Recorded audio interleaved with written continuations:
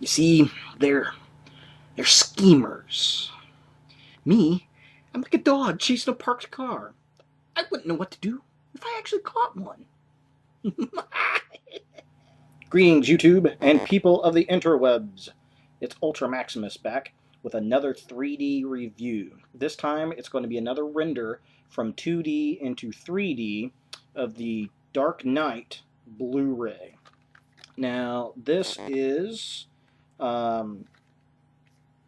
2-disc set. I picked this movie up from Best Buy. It was on sale for $12.99, and it's a 2-disc. It's got the Joker on the front, and of course it's got him on the back with the scribbles and the draw-outs and the, hey, it's me, and all the goofy things that became popular with this brand of film.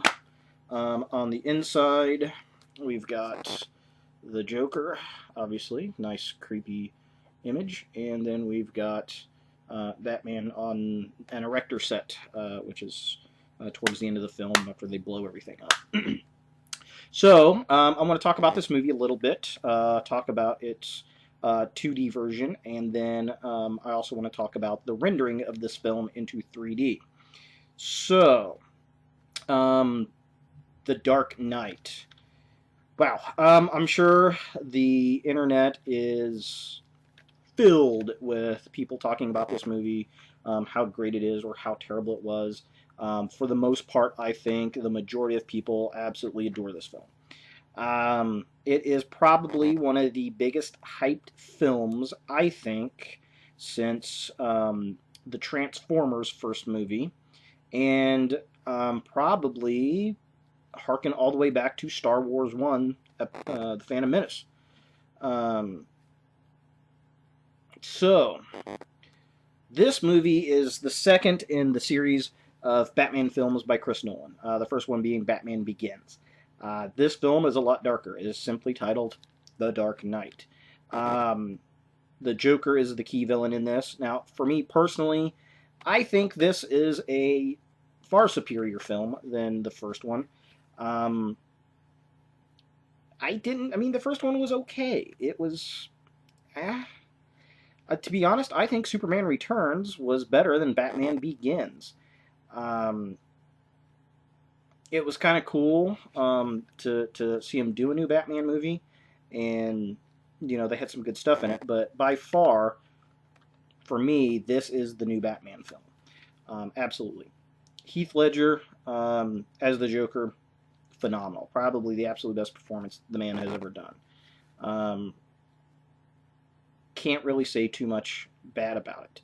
Now, as far as the character, it's kind of funny to see the progression of the Joker on film, maybe starting back with the old Adam West Batman television series, with Cesar Romero doing the Joker. He was kind of crazy and maniacal and, a little goofy. Fast forward to 1989, Tim Burton's rendition of Batman with Jack Nicholson as the Joker, who kind of took that maniacal Cesar Romero's Joker and made him really creepy and evil and dark, a little crazy. Then we have our next movie incarnation of the Joker, Heath Ledger's, who has taken it to a whole new level. So, he's just weird and creepy. He's a liar. Nothing that comes out of his mouth can be believed. He's got that kind of broken, always licking his lips, and just there's something terribly wrong with this character, and it's spectacular. Absolutely great. It's a long film. There are some spots I think could have been cut out a little. I do not particularly care for Maggie Gyllenhaal. She looks a little old in this movie. She looks worn out. And her character is pretty worthless to me. I really couldn't care less if she died or not. I'm glad that her character's gone and we don't have to deal with that character any longer. Of course, she was recast for the role from the first movie. Morgan Freeman was good. Gary Oldman finally becomes Commissioner Gordon. He does a great job. Michael Caine as Alfred, always good. Christian Bale. He's actually, to me, probably um, one of the weaker elements of the film. His best roles are, I think, as Bruce Wayne in these movies, playing the playboy millionaire, the cover stuff. Um, with him, probably Bale's best scene in the movie is when he brings the Russian ballerina in, and he runs into Aaron Eckhart's character, Harvey Dent, and Maggie Gyllenhaal's character, and he's like, well, let's put a couple tables together and talk about it. And of course, Harvey Dent's like, well, I don't think they're going. This is a pretty classy restaurant. I don't think they're going to do that here. And he's like, well, they should. I own it. And he's like, great. Those performances are pretty good. And there are some really good little things in there, like, you know, when he's talking about getting attacked by the dog. He's like, it was a really big dog. And, you know, small things he does. But as far as the movie, it's the Joker all the way. He steals this film. The basic plot of the whole thing is the Joker's coming around, and he's basically strong-arming the mob. And, you know, with a great line is like, you think you can just come in here and steal our money? And he's like, yeah. And he's like, well, how much you want? Half. And, you know, he wants to kill Batman. Or tells them he wants to kill Batman. And the whole time, Harvey Dent is trying to clean up Gotham, and he's becoming Gotham's White Knight, as they call him. And the Joker, it's just a big plot for Batman and to get after him, and he ends up killing Maggie Gyllenhaal's character. And I was surprised to see Two-Face actually appear in this film. I figured it was going to be Harvey Dent, and they might allude to Two-Face at the end of the movie. When I saw it, I did go see it at the IMAX theater. There are certain scenes shot for this movie in IMAX.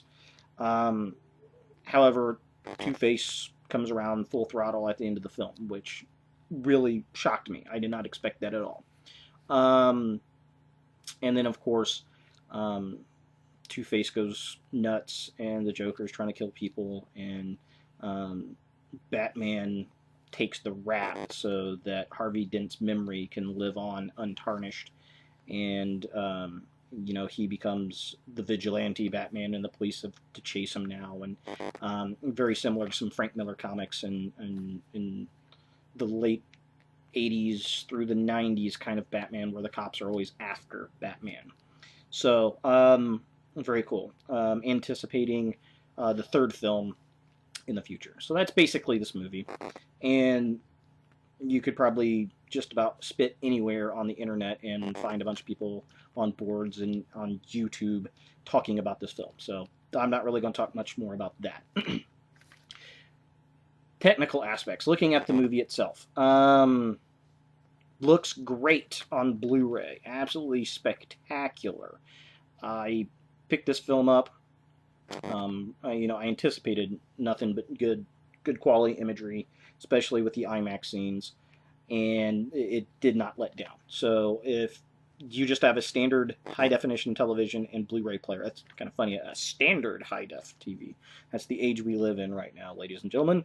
But if you just pick this up for Blu-ray's sake in 2D, absolutely worth it. If you can find it on sale, fantastic. It's flooded the market right now. There are all kinds of different versions of it, but you should be able to pick it up anywhere from $12 to $20. Absolutely no problem, new or used.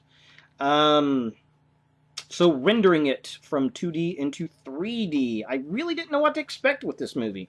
After this is the second film that I rendered from 2D to 3D, and the first one was The Lost Boys, The Thirst, and it wasn't all that impressive. So I didn't know what to expect out of this film.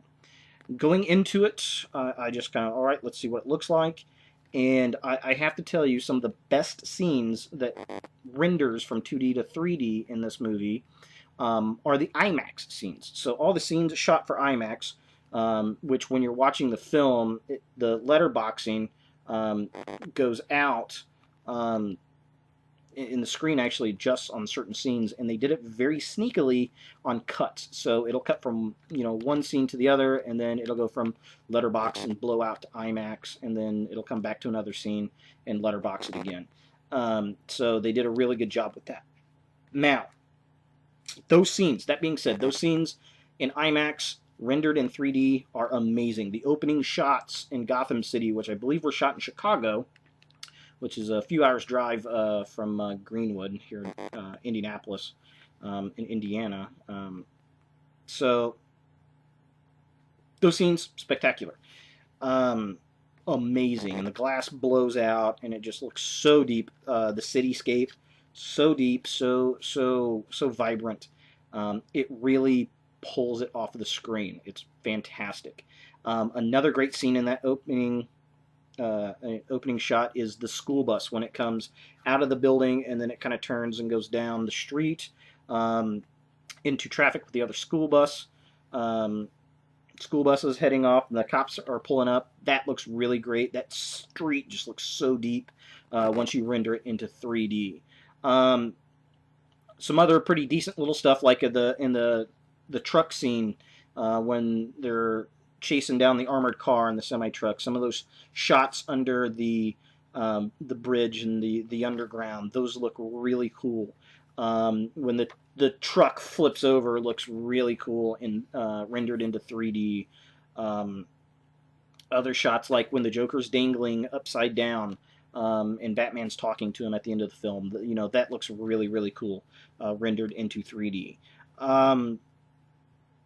So it's very big scenes. None of the IMAX scenes look bad at all in a rendered format. They all looked fantastic.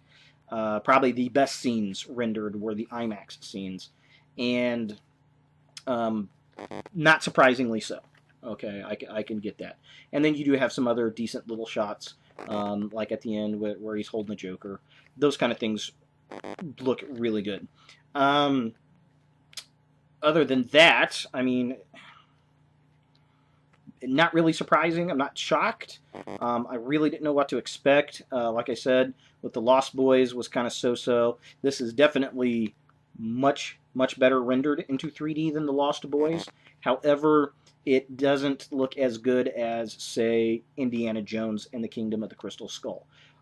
So far, that has been my favorite render to date. And this one, probably close second as far as Blu-ray movies that I've watched so far. So, without any doubts, this film gets a thumbs up. The Blu-ray transfer of this movie is spectacular. If you have a Blu-ray player and an HD TV, go get it if you don't own it. I'm sure you do by now, but if not, just go get it. It's cheap enough. It's everywhere. You could find this film. The rendering from 2D into 3D, sure. Good.